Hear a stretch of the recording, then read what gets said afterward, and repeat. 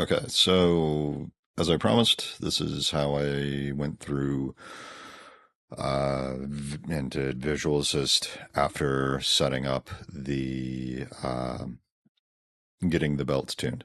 Belt tuning is, as Helge said, belt tuning is insanely important to do before Visual Assist tuning. Uh, what I did for Visual Assist tuning, the Visual Assist calibration, is I just followed the thread, the V4, followed the V4 IDEX and stop calibration test thread. Uh, so it was pretty spot on for me. Let's see. So some of this stuff is changing. From what I understand, he's going to put the macro into RatOS, so there's probably going to be a RatOS version with the macros necessary with the steps updated, but here's what I ended up doing. So my printer my printer config has an include, so I put everything in user includes just to keep things clean. This is the macro he created for doing in-stop calibration, which basically, using the Visual Assist offsets, it calculates the in-stop values that you need to copy and paste into your config. And you can see my values here. You do VAOC reset. According to the steps, you do VAOC reset. You send that. And then once you do VAOC reset, you start VAOC, the visual calibration. Since I've already done visual calibration, my settings are all set up still. So if we go into start calibration, you can actually see, I can walk you through the steps. So right now the printer's homing.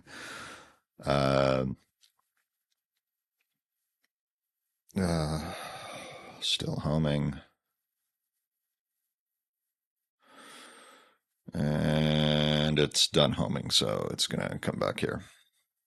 Okay. So how I did Visual Assist, or the visual offset. For starters, I probably still need to tune my belts a little bit more and still have some, issues with my printer. So you'll notice it's not perfect, but again, I went for good enough, like my other video said. One thing to keep in mind when tuning this, get your Z focus set to 1. You want your pixel per millimeter set and your outer nozzle diameter set. And once that's set, you can start doing the tuning. So one thing to note is that toolhead 1, the values for toolhead 1 are an offset from toolhead 0. So do not bother tuning toolhead 1 until you have toolhead 0 completely tuned. And by that, what I mean is you want to align it, get it aligned as perfectly as possible.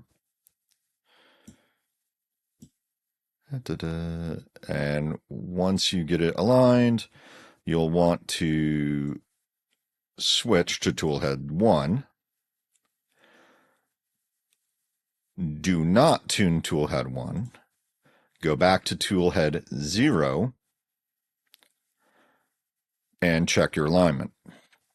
If you have an offset like this, that means you probably still need to tune your belts a little bit more, kind of probably like I do a little bit. I may still have a loose bolt somewhere, not sure, but I got it good enough to where I was happy. So, but basically you want to go back and forth to toolhead 0 until you get the alignment set up exactly where you want. And you're going to go back and forth to toolhead 0 over and over and over again. You're not changing toolhead 1. And you know you're done with tool head 0 until you switch back to it and you see it's centered. And you can double check it a couple times by switching to tool head 1 and then switching back to tool head 0. So as you can see, now it is perfectly aligned. So now that I have the starting point for tool head 0 done, I can now do the exact same thing for tool head 1. So now I can go here and then tweak tool head 1 until I'm happy with it. And again, tool head 1 is an offset from tool head 0. So now that I've tweaked, I'm starting to tweak tool head 1, I do not touch tool head 0. I do not adjust anything here. I just leave the values alone. And I just keep playing with these values until I'm happy. Again, I am going for close enough, not perfect.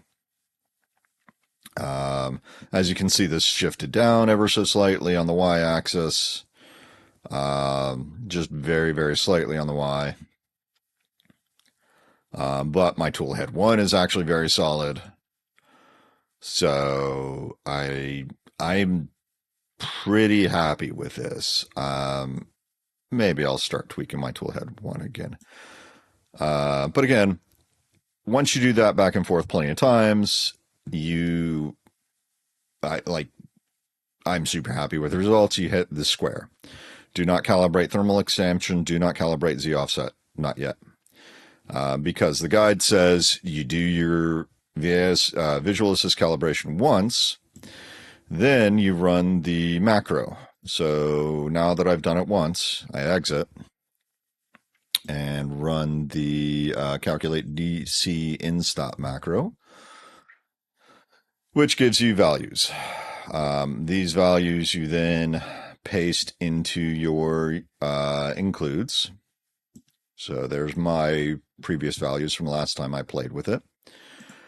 Then what you do is you run VAOC reset, and then you do VAOC again. Now, the goal of doing this is that the first doing reset, configuration, calculate and stop, then reset again, is that the calculate and stop is tuning the in stops and your IDEX print heads movement so that the offset, the X offset for the two IDEXs is as close, the two print heads is as close to 0 as possible. So after you do the VAOC the first time and calculate the DC in stops, you'll need to reset and do it again so you can get the new values. Let's look at my values real quick. And you can see for my X offset, it's down to 0.298. The first couple times I did this was actually down to 0.07. So I probably still have some belt tuning to do. As I mentioned in the other video, there's still some slack appearing in my belts that I need to get rid of. So I probably have some bolts that need tightening down a little bit more snugging down. Probably idlers need a little bit tuning there. But this is pretty good. So that is how I did the VAOC tuning.